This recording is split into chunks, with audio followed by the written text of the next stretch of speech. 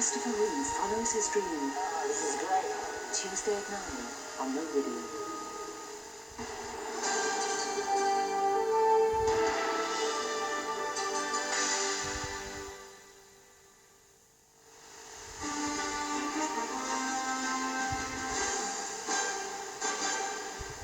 Good afternoon. The widow of the murdered headmaster, Philip Lawrence, has spoken publicly for the first time. Frances Lawrence said her husband had been her rock and inspiration. She said their youngest child, Lucien, who's 8, was still hoping to see his daddy at Christmas. And she called for tough action against violence in schools. Tim Wilcox reports. Philip Lawrence died exactly a week ago today, stabbed to death after rushing to the aid of one of his pupils being beaten up by a gang of youths outside the school gates. Today, his wife spoke movingly about his life and work and the traumatic effect his loss has inflicted on her family, in particular their young son. Lucien is his father's son, and in his own little 8-year-old way, he's trying to ease the path for all of us. And he says to us that we're not to worry. In his innocence, he tells us that Daddy will be back on Christmas Day. And I think we all believe this a little bit. She spoke of her love for the man who gave his life for others. Philip was my rock. He was my inspiration. Each day of our life together, I admired him more and I loved him more. And he recognized, she said, the dangers of tackling violence head on. Like St. George, he knew that there were dragons out there, but he felt that he must confront them. Philip Lawrence's death touched the entire country, but will be felt most keenly this Christmas by his family. Tim Wilcox, ITN.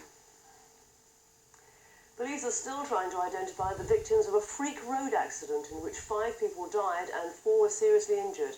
It happened near Newquay in Cornwall when the arm of a mechanical digger broke loose and smashed into oncoming cars. Ben Scotland reports. The roof of a car torn like paper. It's thought the arm of a mechanical digger on board a lorry broke loose and swung over into the path of oncoming traffic. 4 vehicles were hit, leaving a trail of wreckage a quarter of a mile down the road.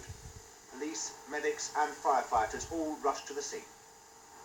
It would appear that the people involved stood very little chance.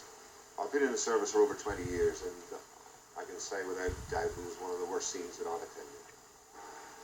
All the rescue workers have since been offered counselling to come to terms with what they found. 5 people killed, and in such a way that officers couldn't immediately identify all of them.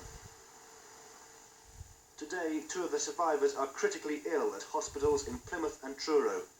Meanwhile, the lorry driver involved is still too shocked to help establish exactly what happened. Ben Scotchbrook, ITN. NATO has formally taken over from the United Nations in Bosnia to enforce the new peace deal with 60,000 troops. The first British vehicles bearing the new initials of the implementation force have arrived in the Croatian port of Split, but freezing fog has prevented the arrival of 20 American planes in Tuzla.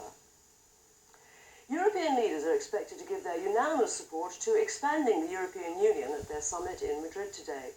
But the disagreements of yesterday are lingering, with John Major warning against a headlong rush into a single currency. Our diplomatic editor James Mates reports. If John Major thought the other Europeans were losing their appetite for a single currency, this summit may have convinced him otherwise. The final communiqué from Madrid is understood to urge member states to press on fast with the newly named euro and to get work underway on designing banknotes and coins.